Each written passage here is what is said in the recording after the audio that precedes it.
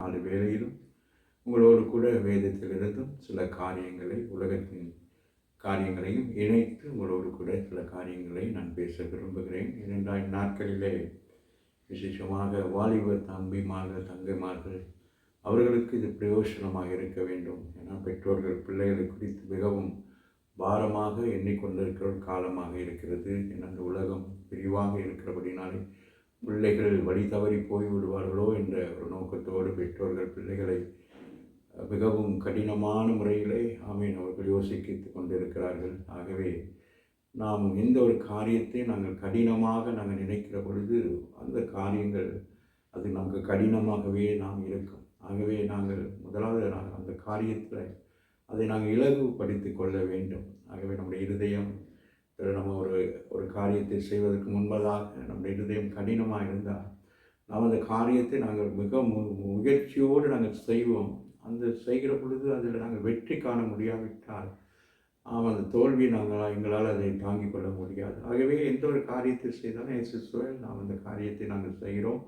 அதில் நன்மை வரலாம், தீமை வரலாம். ஆனால் கூடுமான வரைக்கும் நன்மை வருவதற்குரிய காரியங்களை செய்வதற்கு நாங்கள் பிரயாசப்பட வேண்டும். ஏன்னா இந்த நாட்களில் வாழ்வு பிள்ளைகளை நாங்கள் கண்டித்து உணர்த்துகிறோம் என்பதற்காக நாங்கள் பலவிதமான வழிகளை நாங்கள் கையாளுகிறோம். ஆகவே எல்லாமே இந்த நாட்களிலே வெளியரங்கமாகவே இருக்கிறது. ஆகவே இந்த நாட்களில் இருக்கிற பெற்றோர்களுக்கும் பல வருஷங்களுக்கு முன்பாக ஒரு 50 வருஷங்கள் 40 வருஷங்களுக்கு முன்பதாக வாழ்ந்த பெற்றோர்களுக்கும் இன்றைக்கு பிள்ளைகளை வளர்க்கிற பெற்றோர்களுக்கும் இன்றைக்கு சந்ததிகளுக்கும் நிறைய வித்தியாசங்கள் காணக்கூடியதாக இருக்குது. 10-40 வருஷங்களுக்கு முன்பதாக சில காரியங்கள் நமக்கு வெளிவராமல் இருந்தது. ஆனால் இன்றைக்கு எல்லா காரியங்களும் அப்டேட் நடந்து கொண்டே இருக்கிறது. எல்லாரும் சாப்பிட்றது அப்டேட் பண்ணுறாங்க. அப்படி என்ன செய்தாலும் இன்றைக்கி உலகம் பார்க்க வேண்டும் என்று சொல்லி இன்றைக்கி அது ஒரு லௌகிகமாக ஒரு இச்சையாகவும் இருக்குது. சில காரியங்கள் பிரயோசனமான காரியமாக இருக்குது, சில காரியங்கள் பிரயோசனமட்டமாக இருக்கிறது. அந்த யூடியூப் மூலம் பார்க்குற புரோகிராமாக இருக்கட்டும், அப்படி பல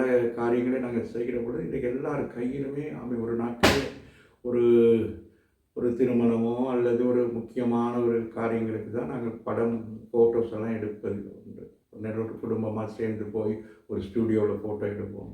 அதுபோல் ஒரு ஏதாச்சும் ஒரு ஃபங்க்ஷனுக்கு போனால் ஒரு ஃபோட்டோ எடுப்போம். அப்படி ஆனால் இன்றைக்கே அப்படி அந்த காலையில் எழும்பி இரவு படுக்கிற வரைக்கும் ஃபோட்டோக்களை விதவிதமாக எடுக்கிறோம். அந்த ஃபோட்டோக்களை எடுக்கிறோம். நம்ம கையில் எப்பொழுதும் ஒரு கேமரா என்று சொல்லக்கூடிய இந்த ஃபோன் மூலம் நம்ம நிறைய காரியங்களை நாங்கள் செய்கிறோம். அது நன்மையாகவும் இருக்கிறது, அது தீமையாகவும் இருக்கிறது. ஆகவே இது நாங்கள் வைத்திருக்கிற நம்ம கையில் வைத்திருக்கிற இந்த பொருள், இந்த நவீனமான இந்த ஒரு பொருள் நமக்கு நன்மையும் கொண்டு வருகிறது, அதே வேளையில் சில தீமைகளை நமக்கு உருவாக்குறதாக இருக்கிறது.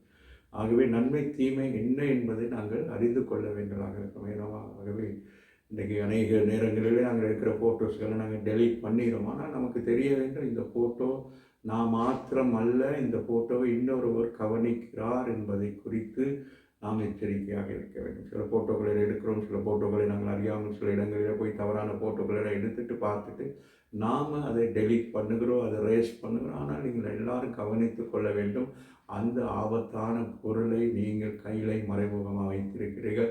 சூழ்நிலைகள் வருகிற பொழுது சில வேளைகளிலே அந்த ஃபோனை நாம் பார்ப்போம். என் ஃபோனில் இது ஒன்றுமே இல்லைன்னு நீங்கள் நான் சொல்லி காட்டலாம். ஆனால் இந்த ஃபோன் இது உங்கள் கையில் இருக்கிறதுன்னு மட்டும் நினைக்கக்கூடாது. இந்த ஃபோனில் இருக்கிற அவ்வளோ ரகசியமும் இன்றைக்கி அது வெளியரங்கமாக அது வெளியில் ஒருவர் பார்த்து கொண்டு இருக்கிறார் என்பதை குறித்து நீங்கள் அறிந்து கொள்ள வேண்டும். இன்றைக்கி நவீன காலத்தில் உருவாக்கப்படுகிற எல்லாருக்கும் எதிரான ஒரு காரியம் நடந்து கொண்டிருக்கிறது என்பதை நீங்கள் எல்லோருமே புரிந்து கொள்ள வேண்டும். நீங்கள் நினைக்கக்கூடாது இது சேஃப்டி என்று.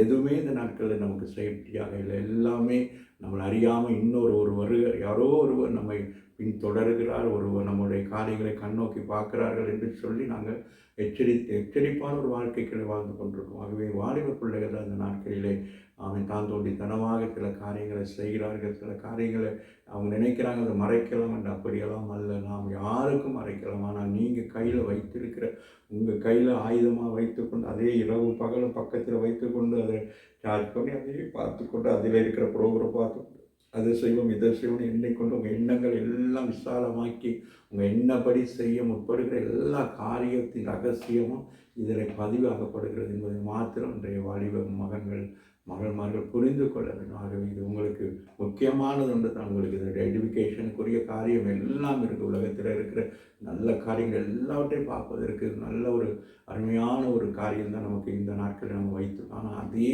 நேரம் மிகவும் மோசமான சூழ்நிலைக்கு நம்மளை கொண்டு போவதும் இதுவாக தான் இருக்குது. நம்ம எல்லாவற்றிலுமே நாங்கள் மிகவும் எச்சரிக்கையாக இருக்க வேண்டும் என்று சொல்லி இந்த கால வேளையில் உங்களுக்கு பெற்றோர்களுக்கும் இந்நாட்களில் இருக்கிற பெற்றோர்கள், வாலிப பெற்றோர்கள், நம்ம பெற்றோர்களுக்கே சில பெற்றோர்களுக்கு அனுபவம் இல்லாமல் இந்த உலகத்தை எப்படி ஜெயிக்க வேண்டும் என்பது கூட சில பெற்றோர்களுக்கு முடியாத மாதிரியான ஒரு சூழ்நிலை இருக்கிறாங்க. அவர்களுக்கே இன்னும் இந்த உலகத்தை படிக்க வேண்டியதாக, அவங்க பிள்ளைகளை நம்ம படிக்க வைக்கிறோம் என்பதுக்கு மாத்திரமல்ல, அவங்களுக்கு உலக காரியங்கள் எல்லாம் கற்றுக் கொடுக்கணும், எச்சரிக்கணும். பெற்றோர்கள் பிள்ளைகளை ஸ்கூலுக்கு அனுப்பிட்டு வீட்டுக்கு வந்தோன்னா அப்படியே அவங்கள படுக்க வைக்கிறதும், அவங்களுக்கு சாப்பாடு இதை கொடுக்குறதும், அவங்கள கவனிக்கிறதும், அவங்கள பெருமைப்படுத்தி பேசுகிற அந்த பிள்ளைகளுடைய நடவடிக்கைகள், இவைகள் எல்லாவற்றையும் ஒவ்வொரு பெற்றோர்கள் பார்க்க வேண்டும். ஒருவேளை நீங்கள் பார்க்க தவறி வேறு ஒருவர் உங்கள் பிள்ளைகளை குறித்து ஏதாவது சொன்னால் கூட நீங்கள் அதை அனுசரித்து, அதை கேட்டு, அதை செய்து அதிலிருந்து அந்த பிள்ளைகளை வெளியில் கொண்டு வர வேண்டும். என காலங்கள் மிக மோசமாக இருக்கிறது. ஆகவே இந்த காலத்திலே